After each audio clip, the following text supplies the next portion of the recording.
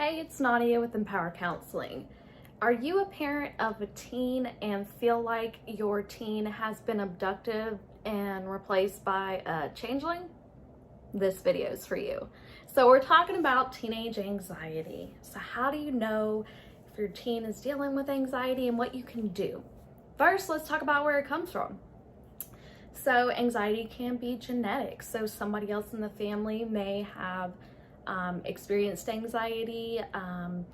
It could be a learned behavior. So if they're seeing a family member that's super anxious, or a sibling, or even maybe their friends, they might kind of adopt that anxiety for themselves. So they're learning situations that they're like, okay, I need to be anxious about that for X, Y, and Z, right? Learned behavior. Anxiety is caused by obviously stressful life circumstances, and there's a lot of stress when you're a teenager. You're dealing with school, you're dealing with all these other personalities while you're still developing your own. We all remember, right? We all remember being teenagers, and it was not easy at all. There could be those other life circumstances. So again, stressful. So parents getting divorced, having to move homes, losing friends, going to a new school, just having to engage in like new activities, new sports, those kinds of things that teenagers often feel like defines their personality or their identity. So that would go very well when it comes to friend groups, because oftentimes teenagers feel very intertwined with their friends. So it's almost like if they're not in that friend group anymore, if they're having issues with one of those friends, it challenges their identity, right? Who are they if they don't have that friend? It's not realistic, but we were all there when we were teenagers. Everything is big when you're a teenager, right? Everything. So what about types of anxiety? We've got generalized anxiety, so worrying about everything all the time. Social anxiety, so that comes from a fear of rejection, a fear of embarrassment or failure, so talking to new people, meeting new teachers, having to do class presentations, those kinds of things. There's phobias, so those are very specific objects that are intensely feared. So for example, a fear of snakes. If you are so scared of snakes that you don't even want to go outside, that would be a phobia, right? Because it interferes with your living. You're so scared that it really affects your functioning in a negative way. Then there is the anxiety with panic attacks, that classic, you see it on TV all the time. They feel like they're dying, having a heart attack, those kinds of, end of the world panic attacks from anxiety. There's also the obsessive compulsive anxiety, which is less common. So that's the obsessive thoughts and the urge to honor that compulsion, sorry. So they feel compelled to turn a light on and off 15 times. And if they don't do it 15 times, they're gonna lose their mind. If you stop them at 14, it's the end of the world, right? So it interferes with functioning in that way. It takes a long time to flick a light switch 15 times, right? So obsessive compulsive behaviors are characterized by really having a negative impact on one's functioning, social, occupational, vocational, etc. Just ways that it interferes with your functioning in a really intense way. So let's talk about the behavioral signs. So that teenager replaced with a changeling, and you're like, where did my kid go? Like, who is this? Why are they so mean? So behavioral signs of teenage individuals with anxiety, it could be that they are withdrawn, so they're in their room more, they're not hanging out with the family. They might be withdrawing from their social groups as well, Oftentimes they are overly emotional. They're very reactive to anything, right? So it's something that you would just brush off your shoulder, but it is the end of the world for them. So overly emotional, that's a headache, right? So again, going with that withdrawing, isolating themselves rather. So staying in their room, not wanting to come out, yelling at you for coming in, or even simply knocking on their door. So they're very isolated because of all the anxiety. They got a lot going on and they don't know how to deal with it. There could be a drop in their grades because the anxiety is making it difficult to concentrate. It might make them feel less confident, less motivated, those kinds of things. You might also notice on the flip side, they have this sudden need to be perfect, very intense need for perfectionism. So if they get a B instead of an A, that overly emotional piece is going to come in. It is the end of the world because they aren't perfect, right? So they might seek your approval more. And if you don't give them the approval that they feel they need, they might be overly emotional again. So it's a lot of pressure to feel perfect. You might find that they are now doubting themselves. So they're doubting their abilities to do things that you know they can do. They've done it in the past, but now they're doubting themselves. They could be very, very sensitive to criticism, so they just can't handle it. And that can go along with that perfectionism too, because practice makes perfect, but when you're a teenager, you feel like you should just have the innate ability to be perfect. They could be avoiding previous interests. So maybe they are no longer playing sports or no longer crafting, or being artistic or musical or whatever it is. They're avoiding those things that you know they used to very much enjoy. Let's see. They may also experience a lot of physical symptoms. Maybe they aren't wanting to go to school. When we're looking at the physical symptoms, what's very common is headaches, muscle pain, stomach aches, fatigue, difficulty sleeping, just feeling ill. Also, when we have heightened stress, our immune system kind of lowers. So we are more susceptible to getting sick because we're always stressed out. Anxiety can also result in like increased inflammation in the body, which of course doesn't feel good either. You might find that suddenly your kid is excessively shy. They don't want to do things that's going to require them to meet new people or interact, or be put in the spotlight in any way. So they're suddenly very shy. They could complain about their body. They could complain about their clothes, their hair, their nails, their makeup, etc.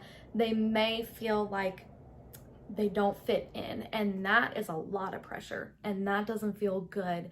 As a teenager, we have to fit in somewhere. We can't be alone. And then of course there's like those risky behaviors, such as using nicotine, drugs or alcohol, sneaking out at night, maybe even having sex, those kinds of things that are very risky. Really want to watch out for those as well. And then some other issues, they can't sleep at night, they're worrying, and it's keeping them up at night. Maybe they're having nightmares. Again, like I said before, refusing to go into public or social situations. Even if they know the people, they might be refusing to do that anyways. They might have changes in their eating habits. Maybe they lost their appetite because they're always nauseous from their anxiety. So just watch out for those changes as well. And then again, not handling criticism very well and seeking that approval. And maybe the approval isn't from you. Maybe they're seeking approval from their friends. Maybe they're seeking approval from another family member or their siblings or teachers. etc. So it could be, really seeking approval from someone other than their parents. So what do you do? What do you do when you've got a changeling in your house? Ouch. So first off, it's very important not to label them. So you're not saying, oh my God, you're so shy, or oh, you're just so anxious, you're over dramatic, you're being bad, you're just a difficult kid. Don't label your child. Keep those emotions separate from identity, because the teenagers have a hard enough time doing that on their own, because they are developing that sense of identity. And on that same note, you might find that they're going to reject you more because they are developing a sense of identity, a sense of independence. So being patient, knowing that your kid may be pushing you away and saying, you don't know how I feel, or I know how to do it, those kinds of things. They are learning what it's like to be autonomous, independent, and functioning in whatever their identity is. It's a lot of exploration going on. They're developing a prefrontal cortex. They're learning how to make decisions. So there's a lot going on. It's a rough time being a teenager. You could remember that these things are common. These difficult emotions are normal. You can normalize them for your child without invalidating them or minimizing them. It's important to listen with compassion. Be careful, again, don't invalidate your child. Don't minimize them. Don't discount their concerns. Don't tell them they're being dramatic and things like that. Listen with compassion and kindness. It's important to take them seriously. What they are expressing to you is a very serious concern, right? So take them seriously, respect their feelings and their emotions and their ideas, their thoughts, all of those things, just as you would want to be respected as well. You can provide reassurance. So if they are feeling anxious about doing something, you can provide reassurance that they're going to do great. So you're their biggest cheerleader. You're just reassuring them that they're not going to fail. And when mistakes are made, they are still not a failure, and it is not the end of the world. It's important to also show gratitude. So if your teenager comes to you with this information, which is not easy for them to come to you with, show gratitude. Thank them for trusting you enough to tell you. Very, very huge. It's so huge that they're coming to you with that information because they trust you. So responding with kindness and thanking them, showing gratitude for them having trusted you. You can also encourage engagement if they're scared to do something. Again, be their biggest cheerleader. So when you're encouraging engagement, you need to be gentle. You're not pushing them out of the nest, so to speak. For example, if they have a class presentation, you can have them practice in front of you, other family, their friends, etc., and just reassure them that they are doing great and they're going to ace this and they're just going to kick butt, right? That's what they need. They need that reassurance, and we owe it to them. So also you can praise their bravery for doing things, their courage for facing their fears, those kinds of things. It's going to be very important to praise them. And, remembering that they're not always going to want your help. Don't be offended. Just remember that this is normal. They're learning to be independent and autonomous. I can't stress that enough. Don't be impatient because they want to push you away. Step back. They'll come to you when they're ready, right? So it's not on your time, it's on theirs. There's also being a good role model. So you can, tell them how you have dealt with anxiety in the past, or other ways that you like to relax, those kinds of things. So being a good role model, showing them that these emotions are normal, and showing them that there's ways to handle it, there's ways to relax, those kinds of things. Making family time. So what this means is dedicating a day to do whatever they want to do, within reason, obviously, but you let them make the decisions. That feels good. They get to, they don't get to make their own decisions often. They live under your roof. They have rules in school, rules at home, etc. So you're letting them take power of this day. They get to make the decisions. Whatever they say within reason goes. And that makes them feel very confident and very happy. Also, get a medical checkup. Make sure it's nothing physical that's causing these symptoms. Nothing physical that needs to be treated that might alleviate the symptoms that could be associated with a medical issue. So getting the medical checkup. And then, of course, getting them an appointment with a counselor and or psychiatrist. Counselors are really, really great with teenagers. It gives them an objective source, someone to trust, someone, you as a parent can trust as well. Counselors are really great to be in your kid's corner and kind of help diffuse that bomb. And then finally, if you really want a very specific answer to what's going on with your teen, there are psychological evaluations that can be done. So tests that can really diagnose the problem.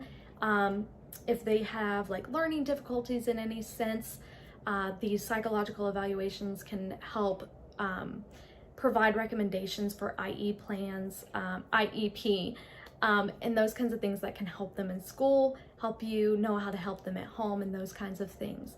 So if all of this really checks those boxes for you as a parent of a teenager, and you are at your last final straw, you can give us a call. If you're in Georgia, you can give us a call at Empower Counseling at 770-283-8386, or check out our website to meet our therapist, schedule a phone consultation, or schedule an appointment at empowercounseling.net. We are here to help bring your kid back and replace the changeling that kind of abducted and took over.